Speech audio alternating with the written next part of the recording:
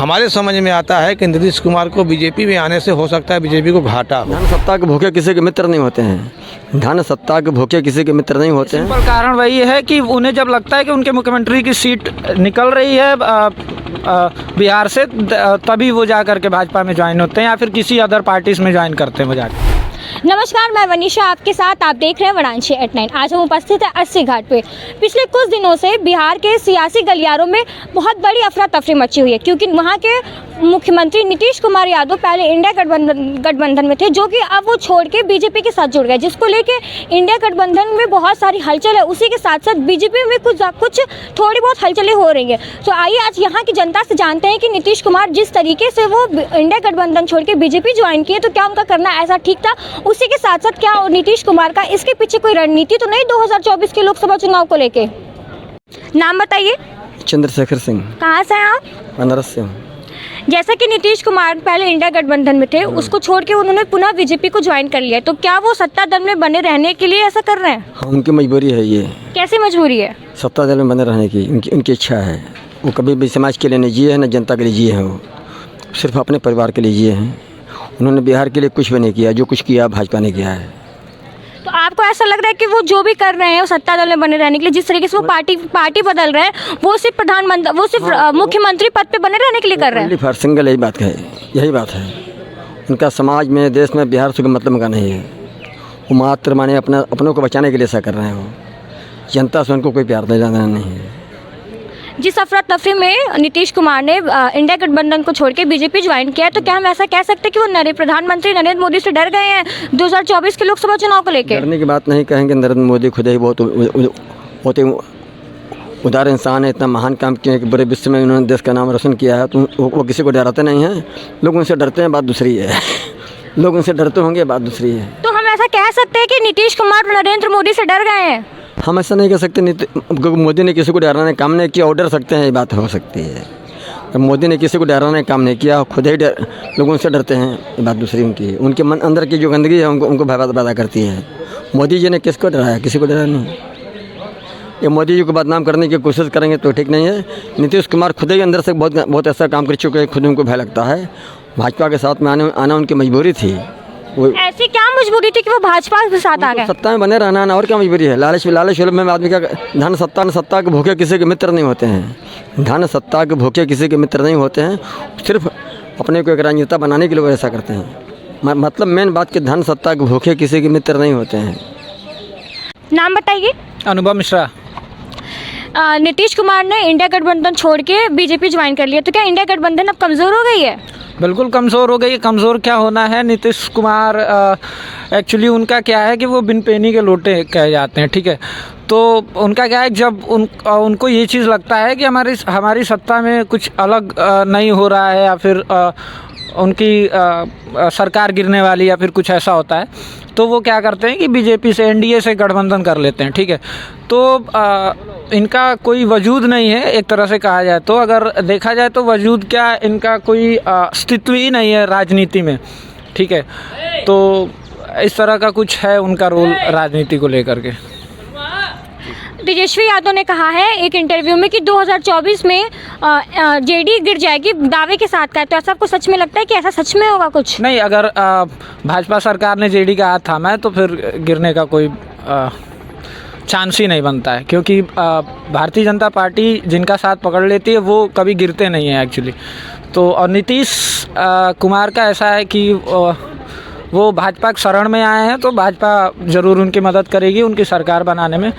और देखा जाए तो 2024 में नीतीश भाजपा ही आएगी, और कोई आने, और किसी के आने के चांसेस नहीं बन रहे हैं। पहले नीतीश कुमार इंडिया गठबंधन में थे, उसके बाद उन्होंने बीजेपी ज्वाइन कर लिया, तो क्या वो मुख्यमंत्री के पद पे बने रहने के लिए पार्टी बदल रहे क्या, कि कोई और कारण है इसके पीछे?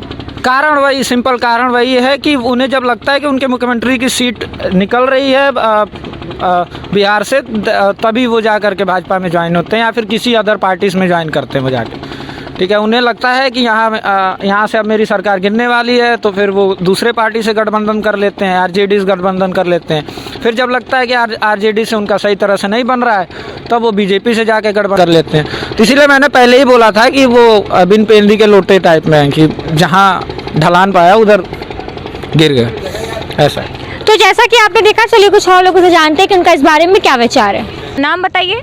कैलाशनाथ मिश्रा। बिहार की सत्ता जो भी इतनी गर्म है, क्या कहना चाहते हैं आप उसके बारे में? बिहार का सत्ता पलटू राम है, पलट गए हैं। अब कांग्रेस का साथ छोड़ दिए हैं, अब इस समय बीजेपी में चले गए हैं। बीजेपी में जाके फिर पलटी मार जाएंगे, 24 के बाद फिर पलटी मारेंगे।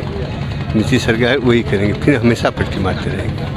क्या नीतीश कुमार अपने फायदे के लिए बीजेपी को ज्वाइन की है? और क्या, अपने पार्टी के लिए, फायदे के लिए, क्योंकि इस बार उसमें गठबंधन में रहते थे, पूरा उनकी सत्यानाश से, इसलिए बीजेपी में आ गए हैं। इनकी फिर सत्ता मिल जाएगा उनको। पहले नीतीश कुमार ने आप लोग कुछ बोलेंगे? हाँ। अच्छा, आप अभी पूछ रही थी फायदा। हाँ, फायदा। नीतीश कुमार को क्या फायदा होगा और बीजेपी को भी क्या फायदा होगा? बीजेपी भी अगला सांसदीय चुनाव आने वाला है और उनको सत्ता में रहना है मोदी जी को, तो अब उनका नीतीश इसलिए आए हैं कि मोदी जी का सीट मिल जाएगा वहाँ पे, और वो तो पलटू राम है ही, उनको भी लाभ हो जाएगा, क्योंकि बीजेपी जो नफरत किया वो गया सत्ता से बाहर। आज देख ही रही हैं, हमारे मनीष कश्यप जी ने भी क्या कहा था कि अगर मुझे जेल हुई तो 180 दिन के अंदर सरकार गिर जाएगी, और वही हुआ 180 दिन के अंदर में। आ गए नीतीश जी, आज चले गए पलटू राम, और वो गए कौन? क्या बोलना चाह रहे हैं? फिर 24 के बाद फिर पलट जाएंगे। आप क्या बोलना चाहते हैं इस पर? नीतीश कुमार ऐसा क्यों कर रहे हैं? वो इंडिया गठबंधन छोड़ के बीजेपी क्यों ज्वाइन कर लिया है? अरे भाई, अब राजनीति में सब होता रहता है, राजनीति में हिंदुस्तान में हमारे होता रहता है ये सब। आज यहाँ गए, कल वहाँ गए, कल वहाँ गए, अपना देखते हैं कहाँ हमको वो है, देख लिया, अच्छा उनको लग गया कि इस समय मोदी का अच्छा लहर है, पट से मिल गए। जिस अफरा तफरी में नीतीश कुमार ने बीजेपी इंडिया गठबंधन छोड़ के बीजेपी ज्वाइन किया है, तो क्या हम ऐसा कह सकते हैं कि 2024 के लोकसभा चुनाव को लेके नीतीश कुमार डर गए नरेंद्र मोदी से? हाँ, 100% डर गए। उन्होंने डर के किया है? हाँ, नहीं, डरने की बात क्या है? बात नहीं है, सरकार जो है जनता बदलनी चाहती है। अब सरकार एक ही सरकार बार बार नहीं रहेगा।